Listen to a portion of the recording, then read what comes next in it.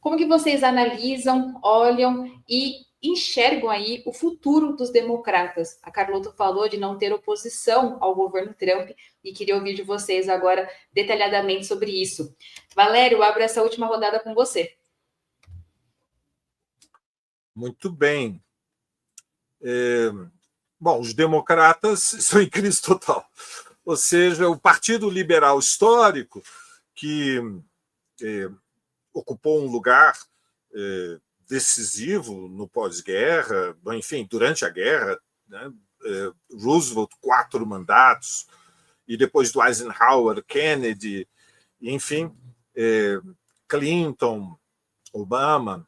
O Partido Democrata ele ruiu diante do fracasso da gestão Biden. Ou seja, os liberais norte-americanos, embora compartilhem um projeto estratégico de que a questão decisiva para o destino do imperialismo norte-americano seja conter a ascensão chinesa, ou seja, a plena compreensão de que surgiu um polo imperialista alternativo que tem uma dinâmica de crescimento econômico, de coesão social e política que ameaça a dominação da tríade, da aliança dos Estados Unidos com, bom, em primeiro lugar, com o Reino Unido, Canadá, Austrália, Nova Zelândia, os chamados 5 olhos, the Five Eyes, e dentro da tríade com a União Europeia e o Japão, esta liderança que se afirmou de forma unipolar, numa hegemonia total, com a restauração capitalista na antiga União Soviética, no leste europeu, e a estratégia de internacionalização econômica, paradoxalmente, fortaleceu a China. Então, é nesse contexto que surge um movimento político-social, o Make America Great Again, o MAGA, que é a bandeira do nacional-imperialismo.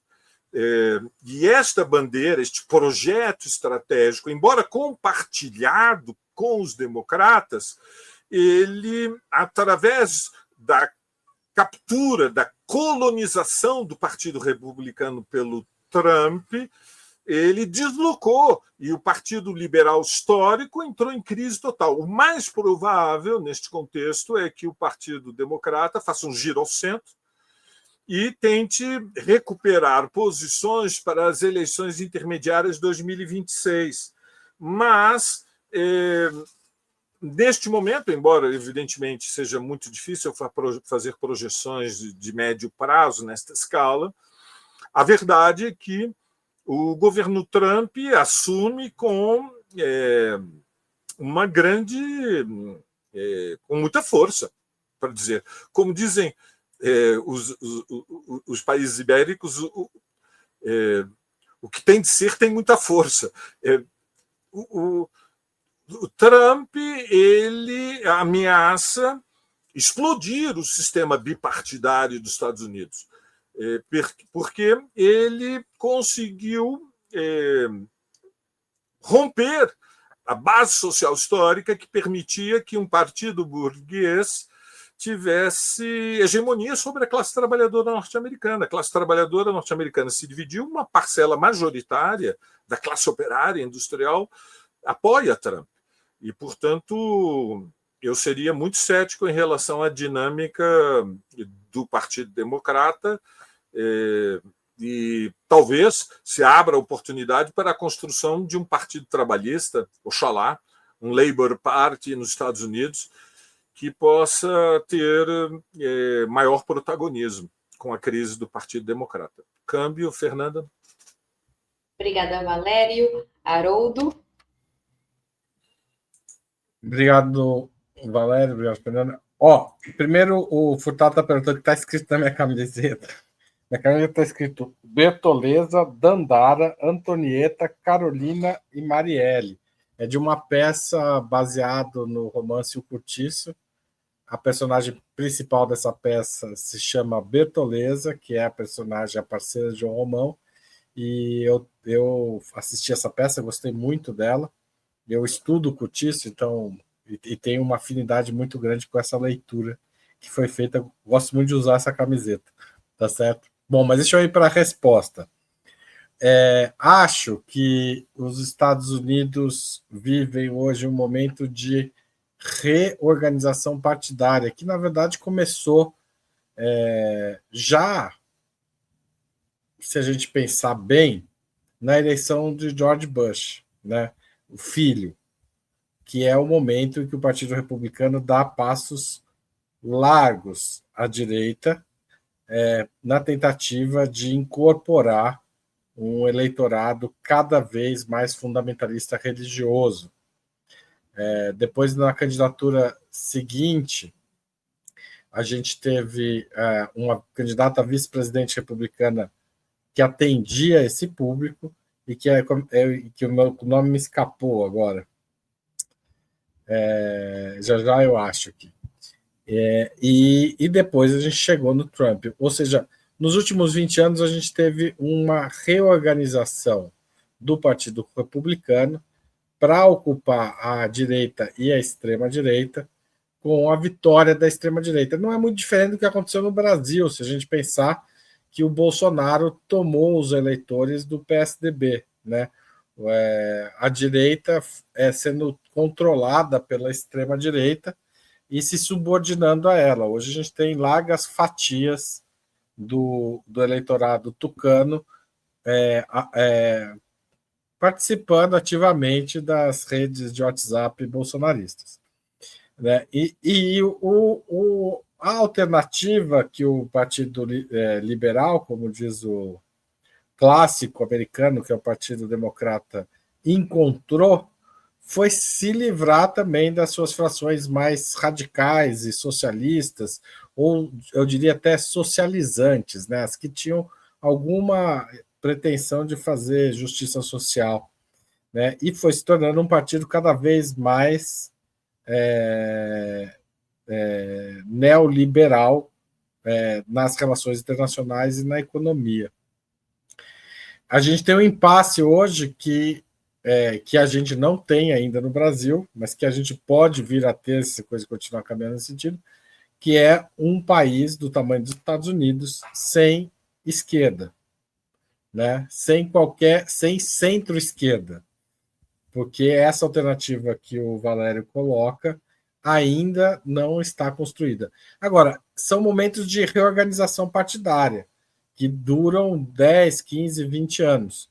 Né? O Partido Democrata vinha vencendo o maior número de eleições e mantendo posições chaves dentro dos Estados Unidos, mesmo quando derrotado nacionalmente. Né? Mantendo Nova York, mantendo Califórnia, mantendo centros de poder dentro dos Estados Unidos muito fortes. Essa situação tende a se esfarelar. Isso, por um lado, favorece um governo sem freios de Trump, mas também pode caminhar para trazer uma reorganização democrata que leve eleitores e políticos democratas à esquerda. Esse cenário ainda pode. Não tem nada que esteja realmente, assim, visivelmente acontecendo nesse sentido.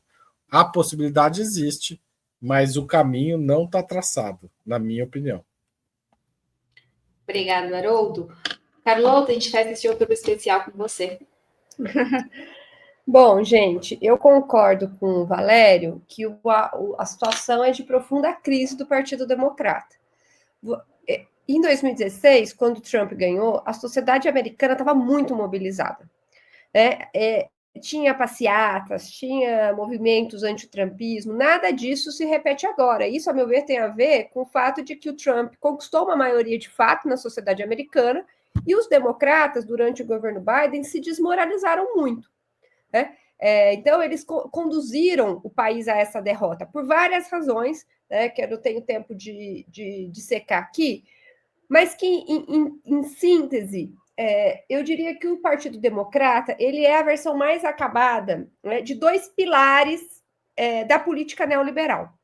De um lado, a ideia de que todos os conflitos sociais podem ser resolvidos na chave institucional, democrática, institucional, representativa, né? E, portanto, um profundo desprezo por movimentos sociais, por organizações sindicais, enfim, por essas forças vivas da sociedade que fazem a disputa, e aí até por isso eles estavam despreparados para disputar a sociedade com a extrema-direita quando ela vem para esse terreno, né, que é da disputa ideológica, né, social, né? Então, essa ideia, né, de uma ultra-institucionalização da política. E, de outro lado, né, de um capitalismo financiarizado, globalizado, né, que a gente chama de neoliberalismo. Na minha opinião, esses dois limites, né, estão postos em xeque por a crise do capitalismo e do sistema internacional. E o Trump, ele propõe, o trumpismo, ele é a proposta de superação disso, né, com o aprofundamento, na minha opinião, né, de o que a Naomi Klein chamou de um neoliberalismo turbinado, né? Ou seja, você é mais capitalismo, é um capitalismo ainda mais radical e, ao mesmo tempo, né, uma extrapolação dos limites dessa institucionalização dos conflitos. Ou seja, um novo terreno de disputa, isso que o Valério chamou de uma guerra cultural permanente, muito intensa. Por que eu acho que, nesse cenário, né, de crise profunda dos democratas, eu acho que eles sofreram para o trumpismo uma derrota histórica, né? E, ao mesmo tempo, né, dessa crise profunda, eu acho, concordando com o Valério, que se abrem oportunidades, porque as contradições, né, elas não vão cessar, pelo contrário, o trumpismo vai aprofundar contradições, né? O que ele propõe a gente, desde o reposicionamento do dólar até a política de intensificação, né, da exploração de petróleo, até a política de taxações, que vai gerar inflação, a política de perseguição dos migrantes, que também vai gerar inflações. As contradições vão se aprofundar. E no contexto de que as contradições se aprofundam, novas forças sociais podem surgir, como tem surgido. Há um aumento da sindicalização nos Estados Unidos, por exemplo. Isso já vinha do final do governo Trump, do governo Biden, permaneceu. Então, você tem, eu concordo com o Haroldo que o caminho não está traçado, né? Mas eu também acho que o cenário de fim da história, né, ele é profundamente ideológico, porque as contradições permanecem, né? E é neste cenário que a gente tem que intensificar a luta política, entendendo, e com isso eu concluo, que esses dois limites que levaram o Partido Democrata à derrota histórica, né, eles se colocam para todo mundo. O limite de que a política não pode se fazer só no nível institucional, ela tem que transbordar para a disputa ideológica, e que o capitalismo financeiro encontrou o seu limite, e que nós precisamos avançar para outras formas de organização da produção. Participação, muito bom ver vocês aqui, e avisamos que a partir de semana que vem, no dia 27 de janeiro, estaremos de volta oficialmente, toda a programação de Ópera Mundi, com 20 minutos, outubro, e também o Roda Mundo, às segundas-feiras, sempre às 17h30 nos canais aqui de Ópera. Lembrando que o 20 minutos é às 11 horas da manhã, o outubro às 19h, e é isso, muito bom falar com vocês, uma boa semana a todos, um beijo a todos, muito obrigada pela participação aqui no chat.